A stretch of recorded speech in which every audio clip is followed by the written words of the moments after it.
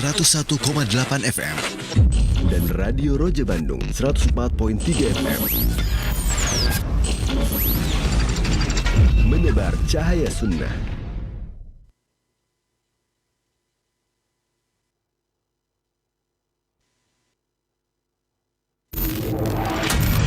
Roja TV, saluran tilawah Al-Quran dan kajian Islam.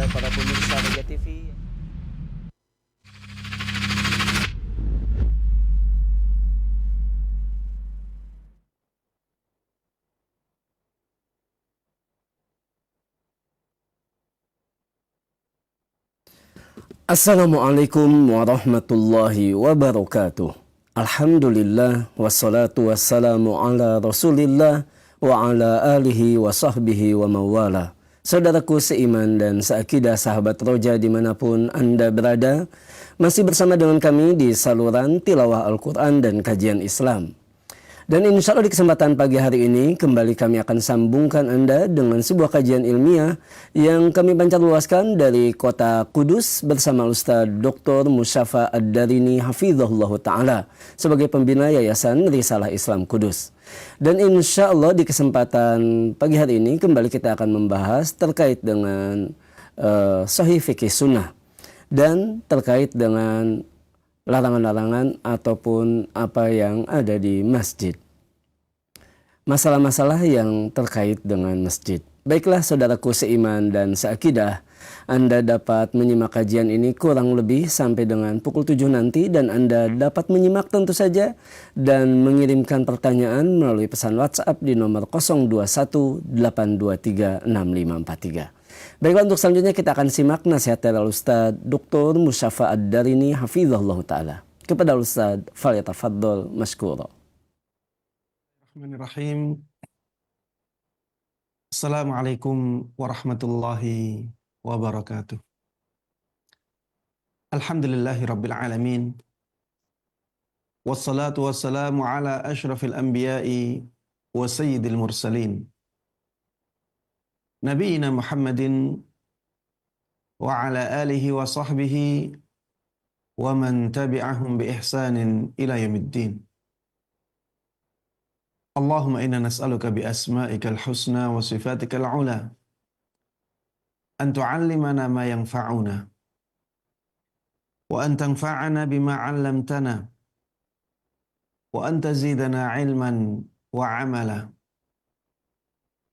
wa an taj'ala hadzal 'amal khalisan liwajhikal karim wa an tusahhila lana umurana wa talabana fil 'ilmi wa an tusliha lana qulubana wa syu'unana kullaha wa alla takilana ila anfusina tarfata 'ain innaka waliyyu dzalika wal qadiru 'alaih. Para jamaah sekalian, kaum muslimin dan kaum muslimat, khususnya para pemirsa Roja TV dan para pendengar Radio Roja dimanapun Anda berada, alhamdulillah kita terus panjatkan puja dan puji syukur kita kehadirat Allah Subhanahu wa Ta'ala atas nikmat-nikmatnya yang terus menerus Allah berikan kepada kita. Alhamdulillah, Allah masih memberikan kepada kita nikmat terbesar, yaitu nikmat Islam, nikmat iman, nikmat berada di atas sunnah Nabi Sallallahu Alaihi Wasallam sebagai ahlus sunnah wal jamaah. Di sana ada nikmat kesehatan, ada nikmat-nikmat yang lainnya yang terus Allah berikan kepada kita. Mudah-mudahan Allah Subhanahu wa Ta'ala menyempurnakan nikmat-nikmat itu dengan menjadikan kita sebagai hamba-hambanya yang pandai mensyukuri nikmatnya, sehingga nikmat-nikmat ini terus terjaga pada kita. Dan mudah-mudahan Allah Subhanahu wa Ta'ala memberikan kepada kita nikmat-nikmat yang lainnya. Amin amin ya rabbal alamin. Salawat dan salam, keberkahan dan kenikmatan semoga selalu terlimpahkan dan tercurahkan kepada Nabi Agung Muhammad sallallahu alaihi wasallam, Nabi yang sangat kita cintai dan sangat kita junjung tinggi. Mudah-mudahan salawat, salam, keberkahan, dan kenikmatan itu juga tersambungkan kepada seluruh keluarga beliau, seluruh sahabat beliau, dan seluruh kaum muslimin yang mengikuti beliau dan para sahabatnya dengan baik hingga hari akhir nanti. Para jemaah sekalian, ikhwati wa akhwati fillah, rahimana wa rahimakumullah. Pada pertemuan yang sebelumnya, kita sudah sampai pada pembahasan bolehnya ngobrol di masjid. Dan kita kemarin membacakan hadis dari sahabat Jabir ibn Samurah radhiyallahu anhu. Beliau mengatakan, kana Rasulullah sallallahu alaihi wasallam la yaqumu min musallah alladhi shalla fihi as-subha hatta tatlu'a asy-syams. Fa idza tala'at qam. Dahulu Nabi sallallahu alaihi wasallam tidaklah beranjak dari tempat salatnya yang digunakan untuk salat subuh sampai matahari terbit. Jadi biasanya beliau duduk di masjid sampai matahari terbit. Ketika matahari terbit, maka beliau pun berdiri. Ya maksudnya ingin berdiri maksudnya untuk pergi keluar masjid. Wa kanu yatahaddatsun fayakhuduna fi amril jahiliyah fayadhakun wa yabtasim. Dan dahulu para sahabat Nabi Shallallahu Alaihi Wasallam itu biasa ngobrol setelah salat subuh, ya setelah salat subuh membaca wirid, ya setelah itu mereka biasa ngobrol. Dan yang mereka obrolkan di antaranya adalah hal-hal yang berkaitan dengan masa jahiliyah. Ya, keadaan mereka di masa dahulu. Ini di antara topik obrolan mereka. Fayadhakun, dan mereka pun tertawa. Karena ya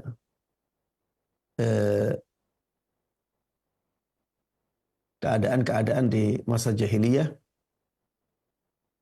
itu memang ya dari beberapa sisi ada lucunya. Kesyirikan-kesyirikan mereka yang mereka lakukan di masa jahiliyah, ya. Kebodohan-kebodohan mereka di masa jahiliyah itu ada sisi-sisi lucunya, makanya mereka tertawa. Wa yabtasim, dan Rasulullah sallallahu alaihi wasallam tersenyum, ya, ketika mereka tertawa. Ini menunjukkan bahwa ngobrol di masjid boleh-boleh saja. Tentunya dengan catatan tidak mengganggu orang yang beribadah di dalam masjid. Kalau misalnya obrolan-obrolan tersebut mengganggu kegiatan yang dijalankan di masjid, ya, atau mengganggu orang-orang yang beribadah di dalam masjid, ya tentunya kita larang. Bukan karena kita menolak hadis ini, tapi karena sebab lain, yaitu karena hal tersebut dianggap menzalimi orang yang lebih berhak dengan masjid itu. Orang yang beribadah lebih berhak dengan masjid daripada orang yang ngobrol. Sehingga ketika orang yang ngobrol ini mengganggu kekhusyuan orang yang beribadah di dalam masjid tersebut, ya tentunya orang yang ngobrol yang kita kalahkan. Yang kita katakan, silahkan ngobrol misalnya di teras, jangan di dalam masjid. Baik. Yang berikutnya, bolehnya makan, minum, dan tidur di masjid. Makan, minum, dan tidur di masjid. Ini kita sampaikan agar apa? Untuk menolak pemahaman atau membantah pemahaman dari sebagian orang awam ya, yang mengatakan bahwa makan, minum, dan tidur di masjid itu tidak boleh. Karena masjid itu tempat ibadah. Sehingga harus dimuliakan. Dan tidak boleh makan, minum, dan tidur di masjid. Kita katakan bahwa hal tersebut pada asalnya dibolehkan. Makan, minum, tidur di masjid itu dibolehkan. Karena banyak dalil yang menjelaskan hal ini. Di antaranya hadis dari sahabat Abdullah ibn al-Harith. Beliau mengatakan, kunna na'kulu ala ahdi Rasulillah sallallahu alaihi wasallam fil masjid al-khubza wal lahma. Ini hadis diriwayatkan oleh Imam Ibn Majah rahimahullah dan sanadnya sahih. Hadisnya berbunyi, dahulu kami biasa makan di masjid di zaman Nabi Sallallahu Alaihi Wasallam. Yang kami makan ketika itu al-khubza wal lahma, roti dan daging. Ini menunjukkan bahwa makan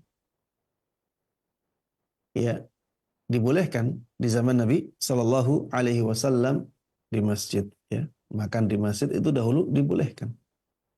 Karena kata-katanya, dahulu di zaman Nabi Sallallahu Alaihi Wasallam kami biasa makan di masjid al-khubza wal lahma, roti dan daging. Kalau makan dibolehkan, maka berarti minum juga dibolehkan.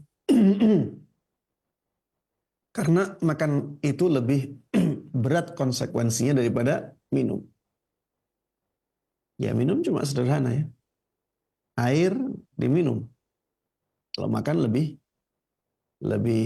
berat konsekuensinya. Baik. Kemudian ada juga hadis dari hadis yang diriwayatkan oleh Imam Bukhari di dalam kitab sahihnya yang menyebutkan bahwa dulu ada perempuan berkulit hitam yang tinggal di masjid. Ada perempuan berkulit hitam yang tinggal di masjid.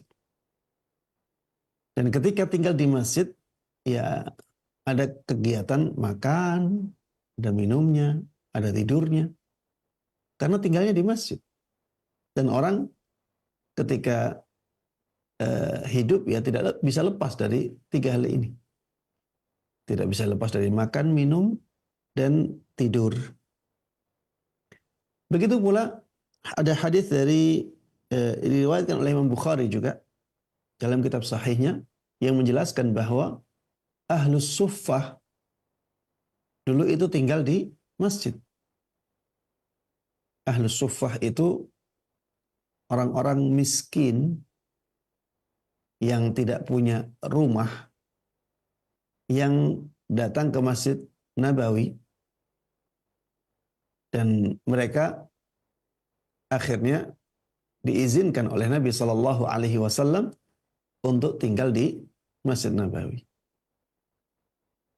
Jadi Ahlus Suffah itu dulu tempatnya dekat dengan rumah Nabi Shallallahu Alaihi Wasallam. Masih di dalam masjid, tapi dekat dengan rumah Nabi Shallallahu Alaihi Wasallam. Sampai sekarang tempat Ahlus Suffah masih dibedakan dengan tempat lain. Ya, kalau kita ke Masjid Nabawi, kita tanya di mana tempatnya Ahlus Suffah, ya, maka kita akan diberitahu tempat tersebut oleh petugas yang ada di sana. Karena tempatnya itu masih dibedakan dengan yang lainnya. Dan bisa digunakan untuk tempat sholat. Jadi di tempat tersebut dahulu tinggal orang-orang miskin, menetap di sana. Dan ketika keadaannya demikian, ya, maka tidak akan bisa dihindari makan, minum, dan tidur di tempat tersebut. Kemudian ada juga hadis dari sahabat Ibnu Umar. Ini diriwayatkan oleh Imam Bukhari dan Imam Muslim. Annahu kana yanamu wa huwa syabun a'zab fil masjid. Bahwa sahabat Ibnu Umar radhiyallahu anhuma pernah tidur di masjid, yaitu Masjid Nabawi, ketika beliau masih syab, masih muda, a'zab, dan belum menikah. Sahabat Ibnu Umar radhiyallahu anhuma, ya, dahulu biasa tidur di masjid ketika masih muda dan belum menikah. Ini jelas, ya, menyebutkan kata-kata tidur. Dari hadis-hadis ini kita bisa mengambil kesimpulan bahwa makan, minum, dan tidur di masjid itu pada asalnya dibolehkan. Hukum asalnya seperti itu. Tapi apakah pihak DKM, Dewan Kemakmuran Masjid, dibolehkan untuk membuat aturan larangan tidur di masjid di zaman kita ini? Maka jawabannya boleh. Jawabannya boleh. Apabila ada maslahat pada peraturan itu. Misalnya, ya, kalau tidak ada larangan itu, akhirnya masjid dijadikan tempat tidur. Ya. Karena orang-orang tidak mau, misalnya, istirahat di luar. Akhirnya masjid terlihat sebagai tempat tidur. Dan akhirnya masjid jadi bau. Akhirnya masjid jadi susah digunakan oleh orang yang lebih berhak. Orang yang ingin sholat malah jadi sungkan. Jadi tidak enak. Karena orang-orang pada tidur di masjid. Atau misalnya kalau dibolehkan untuk makan dan minum di masjid, akhirnya masjidnya kotor. Karena banyak orang itu makan minum tidak memperhatikan kebersihan tempat makan dan minumnya. Makannya berceceran, ya. Ada nyiprat kuahnya, ada tumpah minumannya. Padahal masjidnya berkarpet misalnya. Kalau ada makanan yang tumpah, ada minuman yang tumpah, itu nantinya sulit untuk dibersihkan dan menyisakan bau, menyisakan warna. Kalau misalnya keadaannya seperti ini, sehingga DKM merasa butuh untuk membuat aturan larangan makan, minum, dan tidur di masjid, maka tidak ada masalah. Ya. Tidak ada masalah. Tidak dikatakan DKM zalim.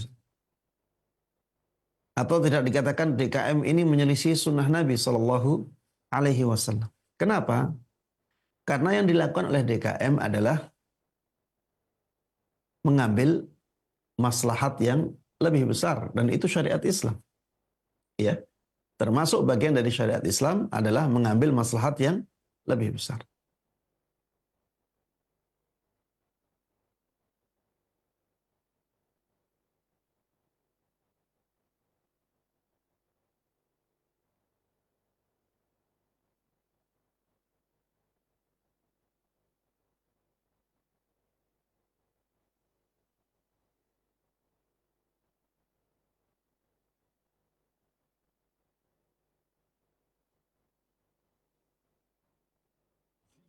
Radio Roja Bogor 100.1 FM. Radio Roja Majalengka 93.1 FM.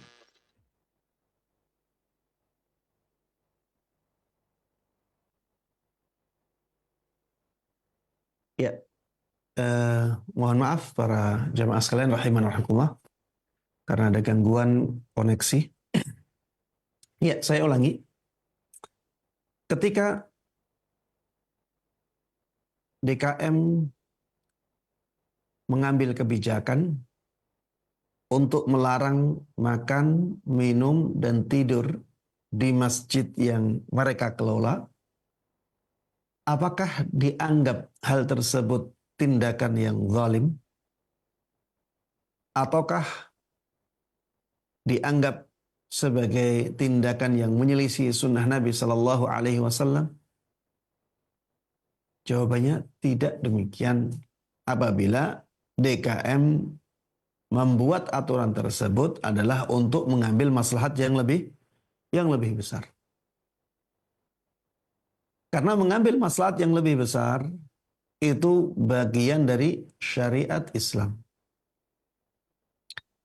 Begitu pula ketika tujuannya adalah menghindarkan diri dari mudarat yang lebih besar atau mengambil mudarat yang lebih ringan. Karena ini merupakan bagian dari syariat Islam. Ada di dalam syariat Islam ini hal-hal yang konsekuensinya adalah meninggalkan maslahat. Tapi maslahat yang diambil lebih besar.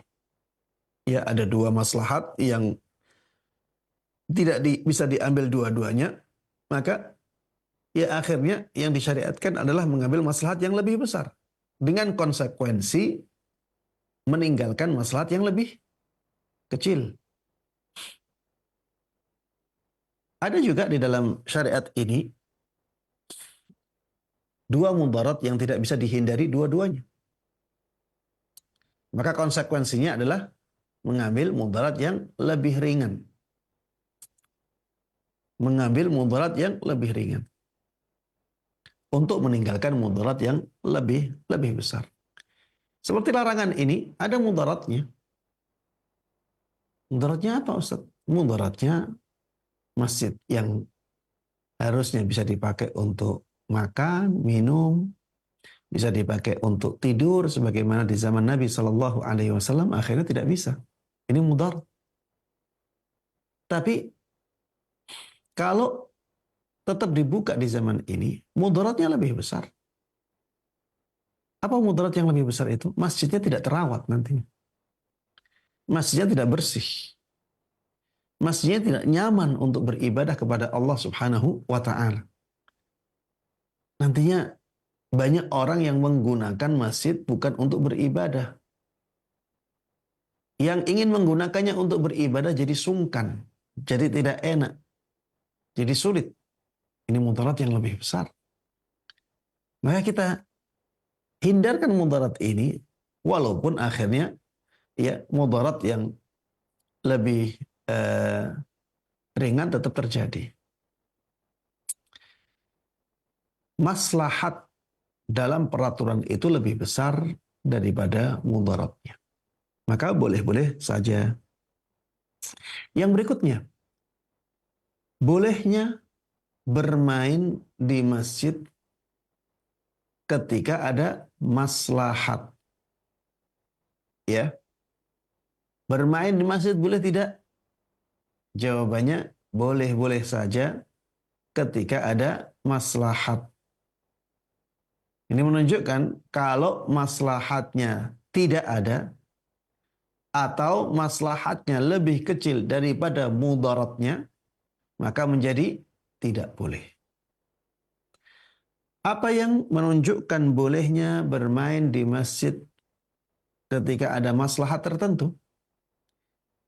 Dalilnya adalah hadis yang diriwayatkan oleh Imam Bukhari dan Imam Muslim dalam kitab sahih keduanya. Dari Ibunda Aisyah radhiyallahu anha, beliau mengatakan, "Ja'a habashun yazfinuna fil masjid fi yaumi 'idin. Suatu ketika datanglah sekelompok orang dari Habasyah, dari Ethiopia.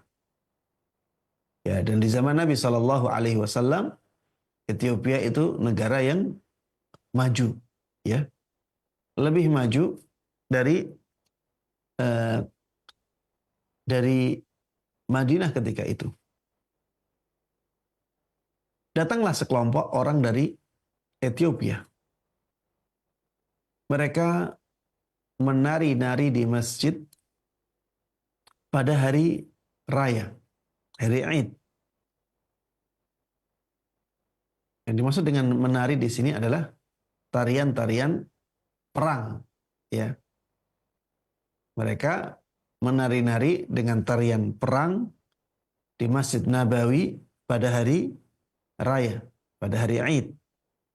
Fada'ani Nabiyyu sallallahu alaihi wasallam fawada'tu ra'si ala mankibaih. Maka Nabi sallallahu alaihi wasallam memanggilku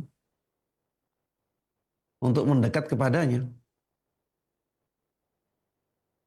Maka aku pun meletakkan kepalaku di atas kedua pundak beliau.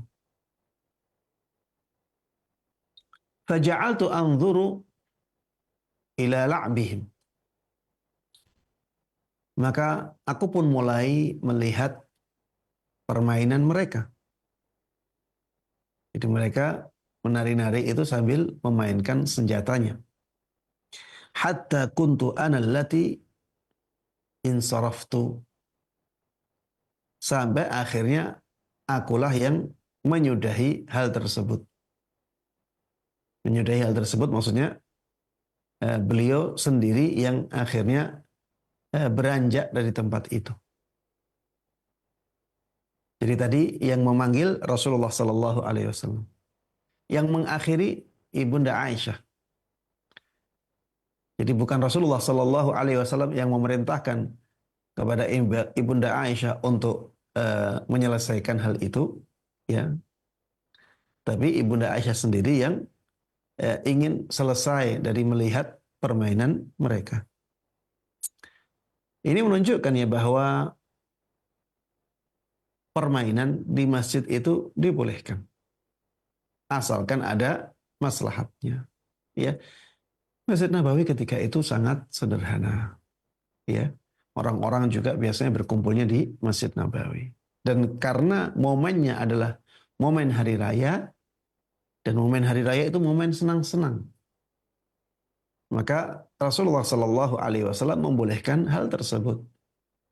Ada tarian-tarian perang yang mengajarkan keberanian, ya, mengajarkan kelihayan dalam menggunakan peralatan perang, ya. Ini di sini ada sisi kemeriahan, di sini juga ada sisi pendidikan. Dan ini maslahat, ya, bagi kaum muslimin. Meriah karena itu hari Id, hari raya, ya dimeriahkan.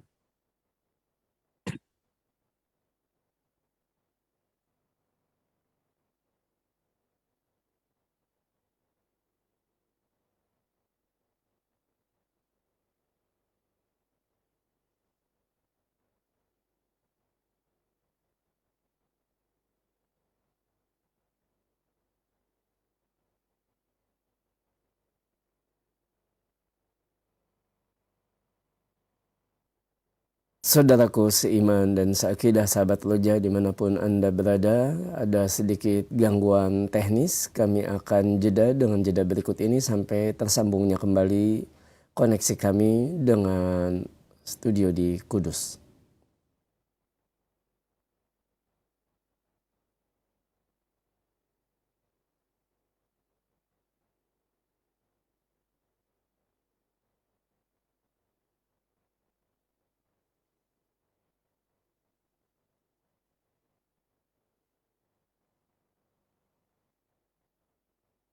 Roja TV, saluran tilawah Al-Quran dan kajian Islam.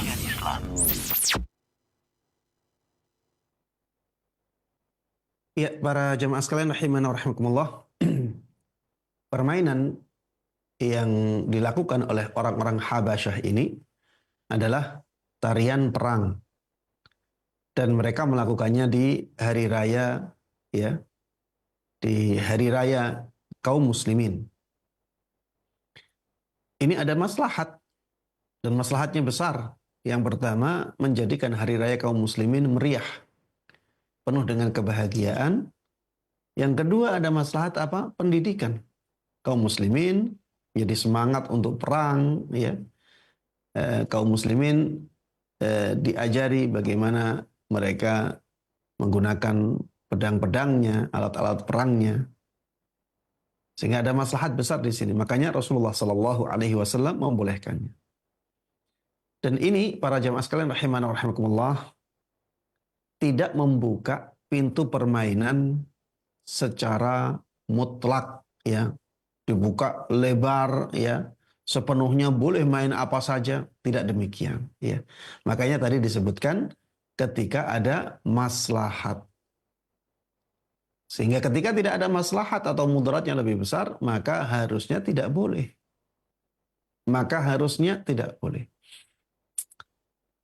Belum lama, kalau tidak salah tahun kemarin, ya, ada sebagian masjid yang digunakan untuk apa? Untuk nobar. Nonton bareng. Yang ditonton apa? Sepak bola. Dan bukan di momen hari raya. Maka yang seperti ini, wallahu ta'ala alam, ana melihat tidak dibolehkan. Ya, yang seperti ini tidak dibolehkan. Kenapa? Karena mudaratnya besar dan maslahatnya kecil. Ya. Kenapa mudaratnya besar? Iya. Karena nantinya masjid itu akan jadi tempat teriak-teriak. Coba bayangkan kalau misalnya terjadi gol. Gol. Orang akan berteriak seperti itu. Dan akhirnya, ya, suara keras di dalam masjid. Kemudian, kalau misalnya hampir gol tapi nggak jadi. Ya, banyak orang yang kecewa. Suara itu akan menjadikan masjid ya tidak berkurang ya kemuliaannya. Kemudian para jamaah sekalian rahimanallah, ketika yang ditampilkan adalah permainan sepak bola, ini tidak mendatangkan maslahat bagi kaum muslimin. Apa maslahatnya?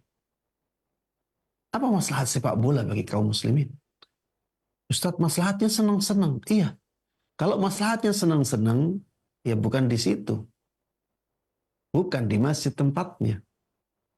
Kemudian para jamaah sekalian rahimanallah, dengan ditampakkannya pertandingan sepak bola di masjid, akhirnya banyak aurat yang terlihat. Itu orang-orang itu nonton aurat. Karena aurat dari kaum laki-laki itu antara pusar sampai lututnya. Dan orang yang main sepak bola biasanya tidak sempurna dalam menutup pahanya. Ada sebagian paha yang terlihat. Dan kalau yang seperti ini dipampang di masjid dalam durasi waktu 1,5 jam, ya, dan orang-orang nonton semuanya itu nonton aurat, ya, maka yang seperti ini jelas ya perbuatan yang tidak dibolehkan oleh syariat. Walaupun kita tahu ya ada perbedaan pendapat di kalangan para ulama apakah paha itu aurat ataukah tidak. Tapi jumhur ulama, dan ini pendapat yang lebih selamat ya, dan juga dalilnya lebih jelas, lebih tegas bahwa bahwa paha itu aurat, maka harusnya yang seperti ini ya yang kita pilih. Sebagaimana hal tersebut menjadi pilihan mayoritas ulama, ya. Kemudian para jemaah sekalian rahimana wa rahimakumullah, nobar tersebut tidak di momen hari raya. Tidak di momen hari raya. Coba bayangkan kalau pintu seperti ini dibuka. Padahal pertandingan sepak bola itu banyak. Maka apa jadinya masjid nanti? Bisa jadi setiap malam ada nobar, ya. Kalau tujuannya hanya untuk mengumpulkan kaum muslimin, hanya untuk bersenang-senang di masjid, maka akhirnya seperti itu. Dan di zaman Nabi Shallallahu Alaihi Wasallam, pemandangan permainan itu ya ketika hari raya, bukan ya di selain hari tersebut. Makanya ini ya kita harus waspadai ya pintu-pintu mafsadah seperti ini, pintu-pintu keburukan seperti ini harus kita waspadai. Jangan sampai kita buka. Kemudian para jemaah sekalian rahiman rahimakumullah, yang bermain biasanya banyak orang-orang di luar Islam yang sebagai tontonan permainan tersebut, banyak di antara mereka yang di luar Islam. Dan itu di masjid. Gimana orang-orang nonton yang seperti itu di rumah Allah Subhanahu wa Ta'ala. Kemudian ada iklan-iklan juga. Iklannya ada musiknya, iklannya ada perempuan yang tidak menutup sebagian auratnya, dan seterusnya. Intinya, mafsadah banyak di sini. Maslahatnya sangat kecil. Maka harusnya pintu seperti ini ditutup. Yang berikutnya, para jemaah sekalian rahimana wa rahimakumullah, bolehnya memasukkan orang musyrik ke dalam masjid karena ada maslahat, kecuali Masjidil Haram. Ya. Selain Masjidil Haram, dibolehkan untuk memasukkan orang di luar Islam ketika ada maslahat. Kenapa dikecualikan Masjidil Haram? Karena firman Allah Subhanahu wa taala di dalam surat At-Taubah atau surat Bara'ah, ya ayyuhalladzina amanu innamal musyrikuuna najas fala yaqrabul masjidal harama ba'da 'amihim hadha. Wahai orang-orang yang beriman, sesungguhnya kaum musyrikin itu najis. Najis di sini ya kotor. Yang dimaksud dengan najis di sini adalah najis keyakinannya, najis akidahnya. Kotor keyakinannya, kotor akidahnya. Bukan berarti kalau misalnya ada orang musyrik masuk masjid ya dan dia misalnya menyentuh lantai, lantainya harus dicuci karena kaum musyrikin itu najis. Ya, tidak seperti itu. Yang dimaksud dengan najis atau kotor di sini adalah najis akidahnya, najis keyakinannya. Fala yaqrabul masjidal harama ba'da 'amihim hadha. Maka jangan sampai mereka mendekati Masjidil Haram setelah tahun ini. Sebenarnya yang dimaksud dengan Masjidil Haram di sini adalah tanah suci Makkah. Tapi ini juga menunjukkan bahwa masjid yang ada Ka'bahnya itu pun tidak boleh dimasuki oleh orang musyrik sama sekali. Karena kalau tanah suci haram saja tidak boleh didekati oleh mereka. Apalagi masjid yang ada Ka'bahnya yang berada di tengah-tengah tanah suci. Ya, tanah suci Makkah. Adapun masjid yang lain, para jemaah sekalian rahimana rahimakumullah, maka dibolehkan. Kenapa?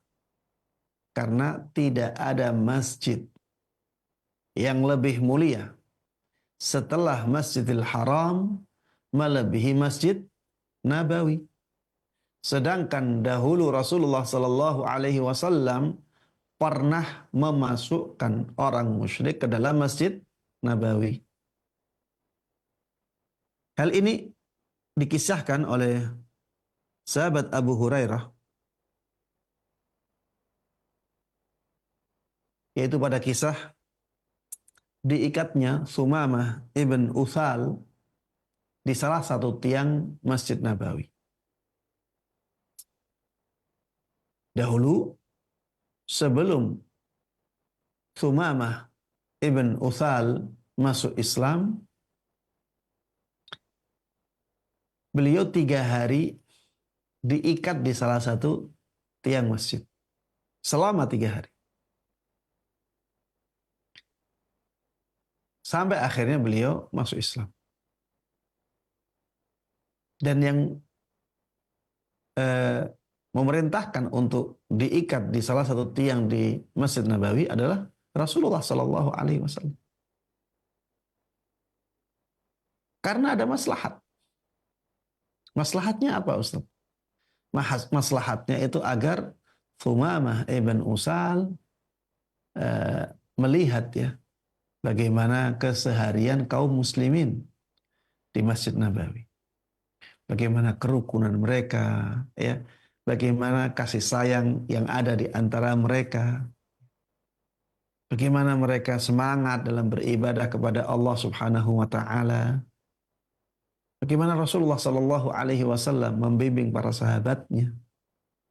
Dan ini akan sangat mempengaruhi hati Thumamah ibn Utsal dan itu akan mendorong dia untuk masuk Islam. Dan itulah yang terjadi. Di hari ketiga Rasulullah Sallallahu Alaihi Wasallam memerintahkan para sahabatnya untuk melepaskan ikatan Thumamah ibn Utsal ini. Dan setelah diikat, Thumamah tidak marah-marah, ya, tidak menyerang Nabi atau para sahabatnya atau lari misalnya. Tidak. Thumamah ibn Utsal radhiyallahu anhu ketika dilepas ikatannya, beliau langsung mandi. Beliau langsung mandi, kemudian mengikrarkan dirinya untuk masuk Islam. Ini maslahat besar ya untuk Thumamah ibn Utsal radhiyallahu anhu. Sehingga para jemaah sekalian rahimana rahimakumullah, ketika tidak ada maslahatnya maka tidak dibolehkan. Ya. Ketika tidak ada maslahatnya orang musyrik masuk masjid, maka tidak boleh orang musyrik masuk masjid.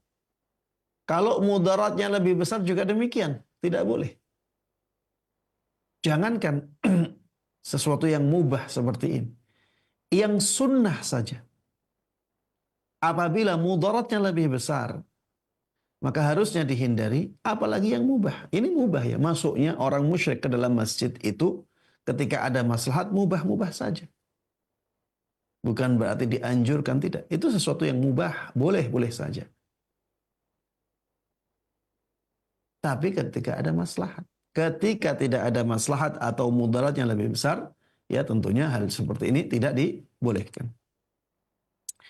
Baik, yang berikutnya para jemaah sekalian rahimana wa rahimakumullah adalah masalah membangun masjid di atas kuburan.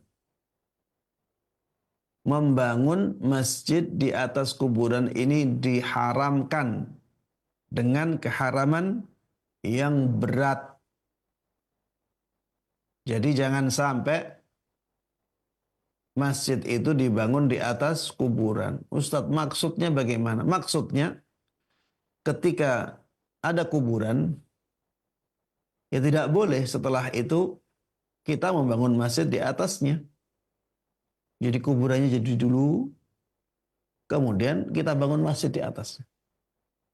Ini tidak dibolehkan. Diharamkan dengan keharaman yang berat. Masjid yang seperti ini harus dirobohkan. Harus dirobohkan. Karena masjidnya yang salah. Bukan masjid yang salah ya. Orang yang bangun masjid itu yang salah. Dia tidak boleh bangun masjid di atas kuburan itu. Kuburannya tidak bersalah. Tapi yang bangun masjid itulah yang salah. Ini kuburannya di situ memang. Kenapa ada orang mau bangun masjid di atasnya? Kita katakan ini keharamannya berat.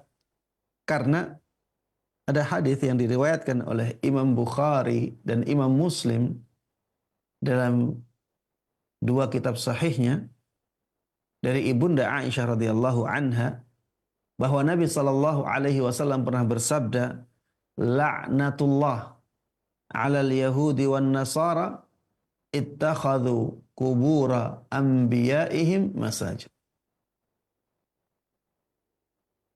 Laknat Allah atas kaum Yahudi dan kaum Nasara.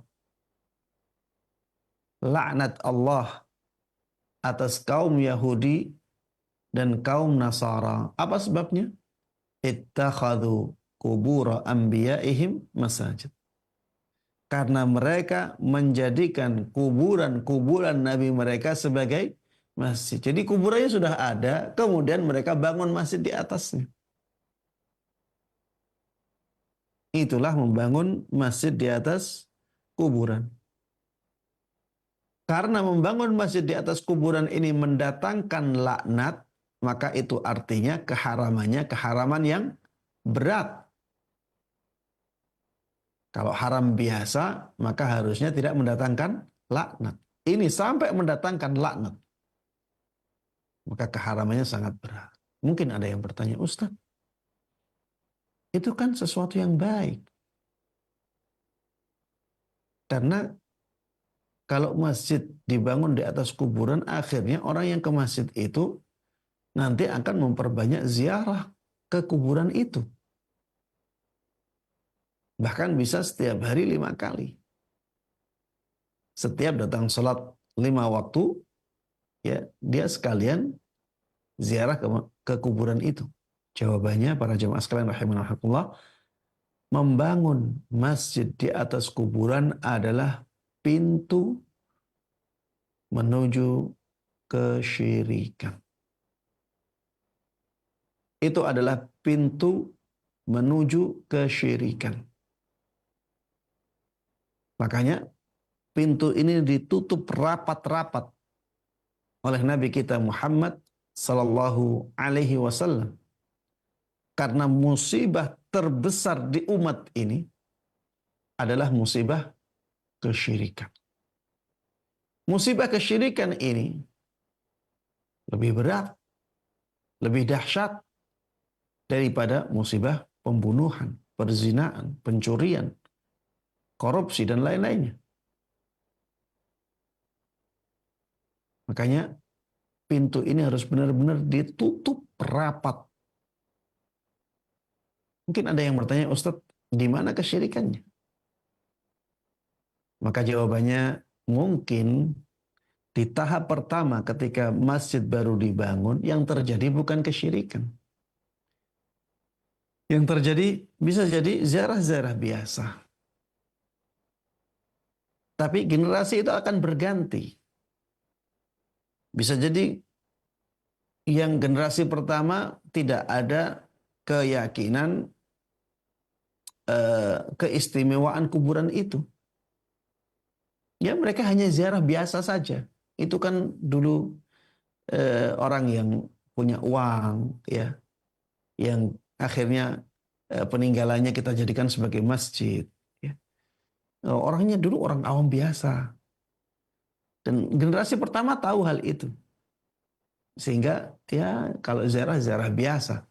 Tidak ada pengagungan atau pengkultusan kuburan tersebut. Tapi generasi itu akan hilang. Karena semuanya akan mati dalam waktu tidak lama. Generasi berikutnya bisa jadi menganggap kuburan ini kuburan yang istimewa. Makanya dibangun di dalam masjid. Kalau istimewa berarti harus kita istimewakan. Akhirnya ya mereka istimewakan misalnya dengan meyakini bahwa berdoa di samping kuburan itu mustajab. Mereka tidak minta, tapi ada keyakinan seperti ini. Ini kuburannya orang istimewa, sehingga kalau saya berdoa di samping kuburan ini, maka doa saya bisa mustajab. Generasi ini pun akhirnya hilang, mati. Generasi berikutnya, karena yang tersisa dari generasi sebelumnya itu menganggap bahwa doa di samping kuburan keramat ini mustajab, maka generasi yang berikutnya semakin parah biasa.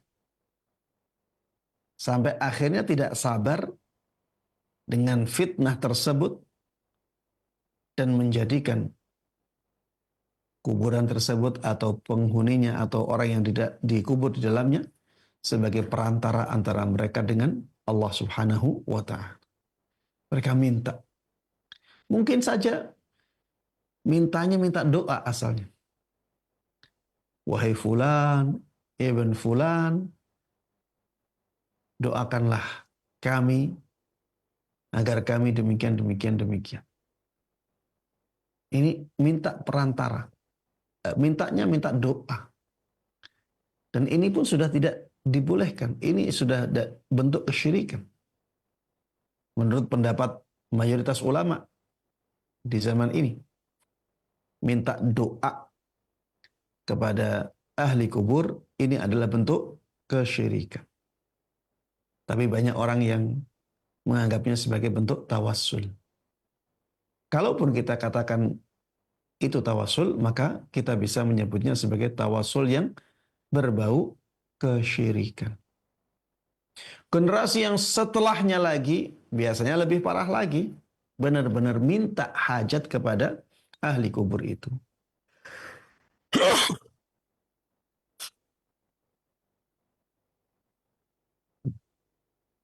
Iya, para jemaah sekalian rahimanallah, karena biasanya seperti itu, maka pintu ini benar-benar ditutup rapat oleh Nabi kita Muhammad Sallallahu Alaihi Wasallam sebagai bentuk kasih sayang beliau kepada umatnya.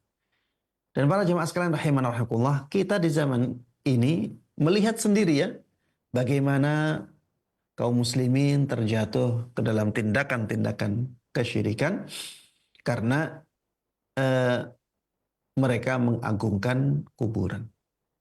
Karena mereka mengagungkan kuburan. Bahkan para jemaah sekalian rahimanallah, kalau kita lihat sejarah pertama kali kesyirikan muncul, itu sebabnya adalah pengagungan kepada orang-orang yang sudah meninggal yang berlebihan dan tidak sesuai dengan syariat Allah Subhanahu wa Ta'ala. Kita sebagai seorang mukmin, sebagai seorang muslim, ada anjuran untuk memuliakan orang yang dimuliakan oleh Allah Subhanahu wa Ta'ala. Akan tetapi, ya, kita dibatasi dengan batasan-batasan. Jangan sampai kita berlebihan dalam memuliakan orang yang dimuliakan oleh Allah Subhanahu wa Ta'ala.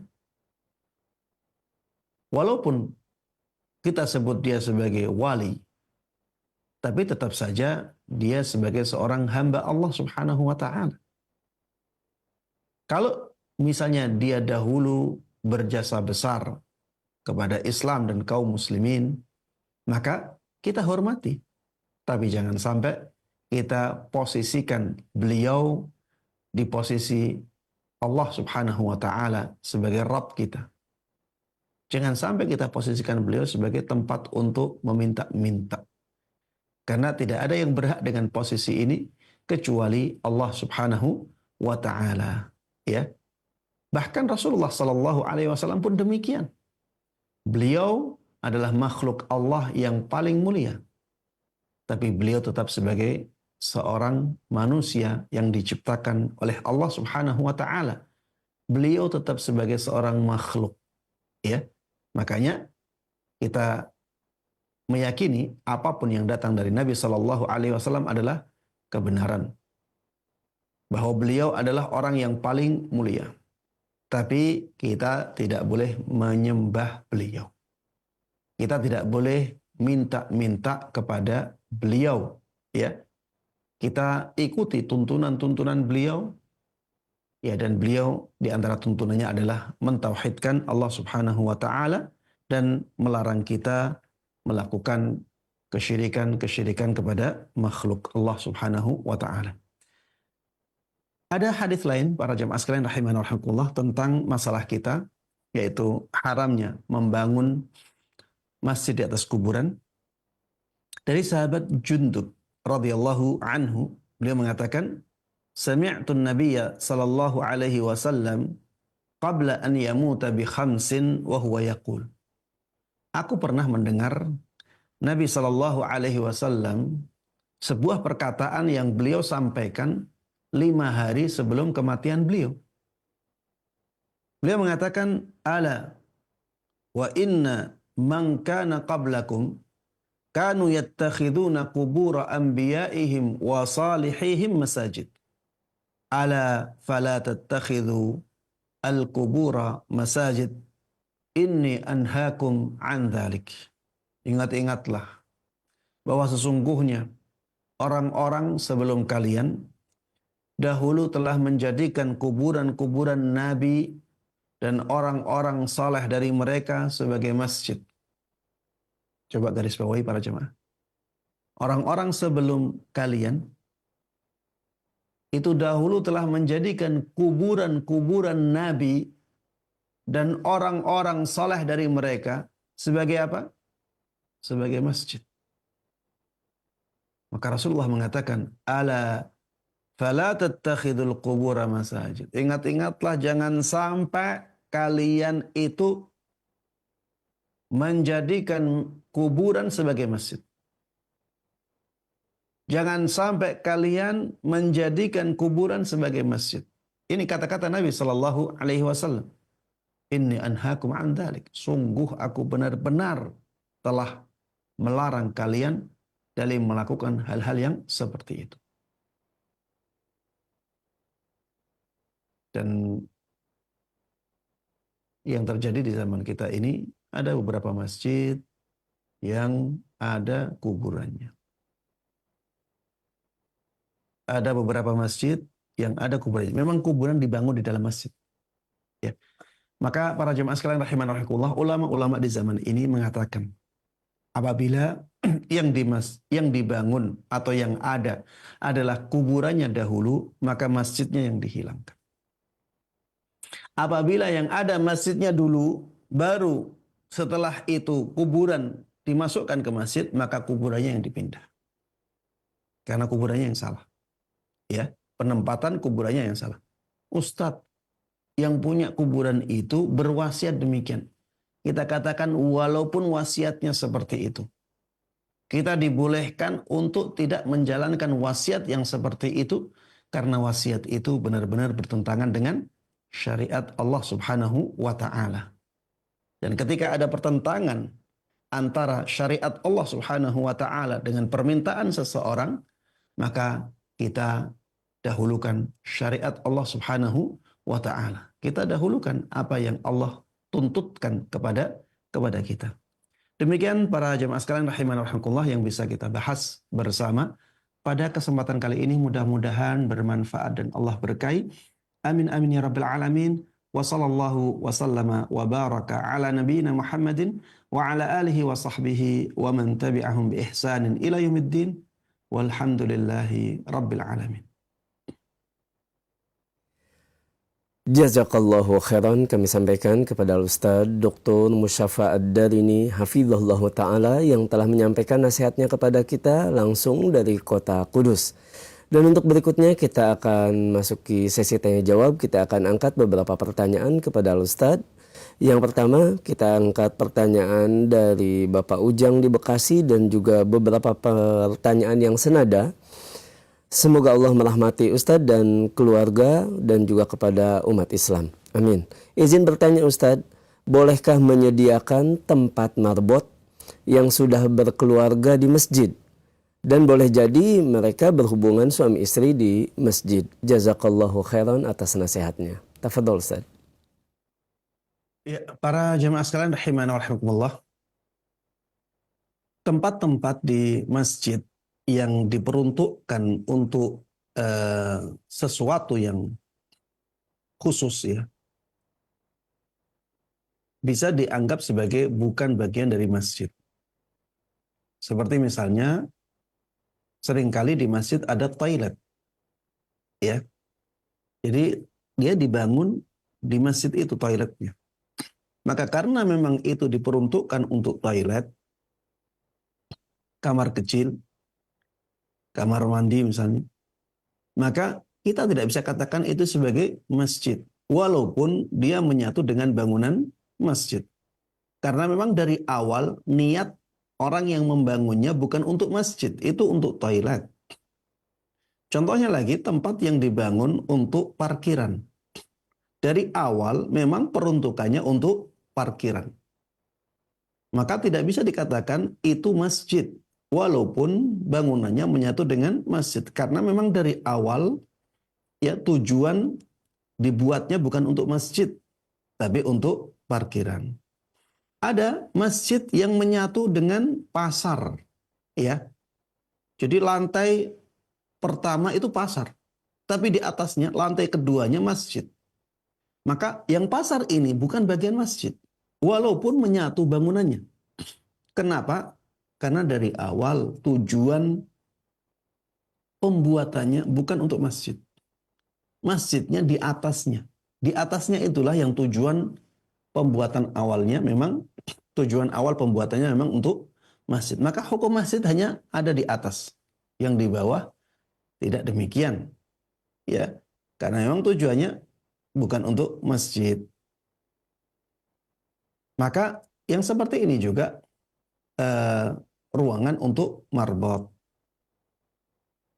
Ruangan untuk marbot yang menyatu dengan bangunan masjid. Itu bukan untuk masjid. Jadi beribadah di situ tidak sama nilainya dengan beribadah di masjid. Karena memang tujuannya bukan untuk masjid, tujuannya adalah untuk menginap marbot masjid. Kalau misalnya di situ ada toilet, ya tidak ada masalah. Karena memang ruangan itu tujuan awal pembuatannya bukan untuk masjid, ya, tapi untuk rumah perabot masjid, ya. Hubungan intim tidak ada masalah di situ. Walaupun hubungan intim di masjid tidak boleh, tapi hubungan intim di situ tidak ada masalah karena memang itu hukumnya bukan masjid, ya. Demikian wallahu taala a'lam. Jazakallahu khairan Ustaz atas penjelasannya, dan berikutnya kita angkat pertanyaan melalui line telepon di 021-823-6543. Kami persilahkan. Iya. Silakan.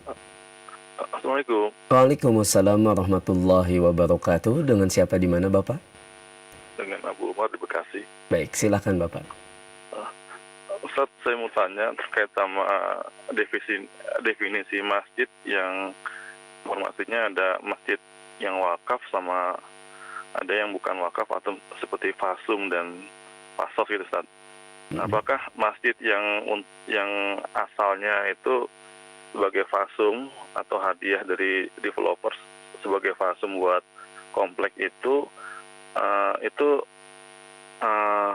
boleh digunakan juga atau terkena larangan seperti jual beli di dalam masjid? Baik. Sudah Bapak? Cukup. Baik. Cukup, Pak. Jazakallahu khairan atas partisipasinya. Assalamualaikum. Waalaikumsalam warahmatullahi wabarakatuh. Tafadhol Ustaz.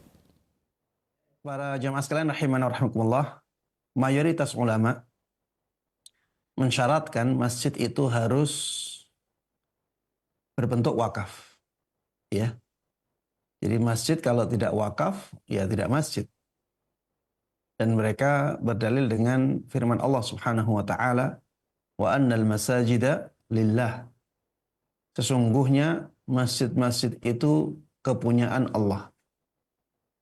Sesungguhnya masjid-masjid itu kepunyaan Allah. Mereka memaknai lam yang ada di lillah sebagai lamut tamlik.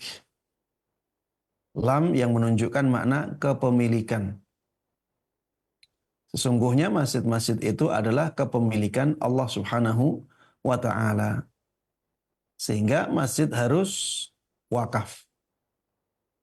Ini pendapat mayoritas ulama. Dan pendapat ini pendapat yang lebih hati-hati, lebih selamat. Maka ya kita sebaiknya mengambil pendapat yang seperti ini. Di satu sisi ada ayat yang mengarah ke makna itu, di sisi lain ini pilihan dari sebagian besar ulama kaum muslimin. Dan ketika yang memilih adalah sebagian besar ulama kaum muslimin, maka kemungkinan benarnya lebih besar. Ya, ini kemungkinan ya. Saya tidak mengatakan kepastian. pasti ini yang benar. Kalau yang mengatakan semua atau sebagian besar kaum muslimin pasti yang benar, tidak seperti itu. Tapi kemungkinan besarnya kemungkinan benarnya lebih besar. Baik. Sehingga ketika ada tempat yang belum diwakafkan untuk masjid, maka hukumnya tidak bisa dianggap sebagai masjid, ya. Tempat sholat iya, tapi kalau dijadikan sebagai masjid maka tidak bisa, tidak memenuhi syarat karena masjid itu harus dengan wakaf.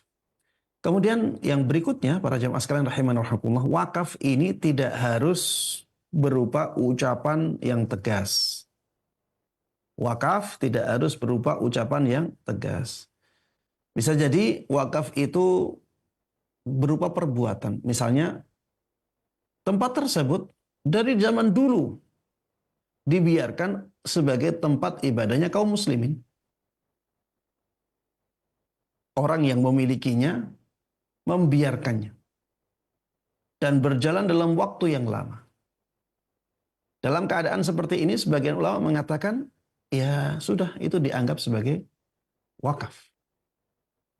Karena orang yang memilikinya membiarkannya seperti itu, dan bahkan dibangun masjid pun tidak ada masalah, tidak diungkit-ungkit, tidak dikritik, tidak diingatkan, dan berjalan dalam waktu yang lama. Maka ini bisa dianggap sebagai tindakan mewakafkan walaupun tanpa ucapan. Walaupun tanpa ucapan. Ya, ini saya tidak mengatakan ini pendapat semua ulama, tapi ulama-ulama Hambali, dalam mazhab Hambali banyak yang menyampaikan hal ini.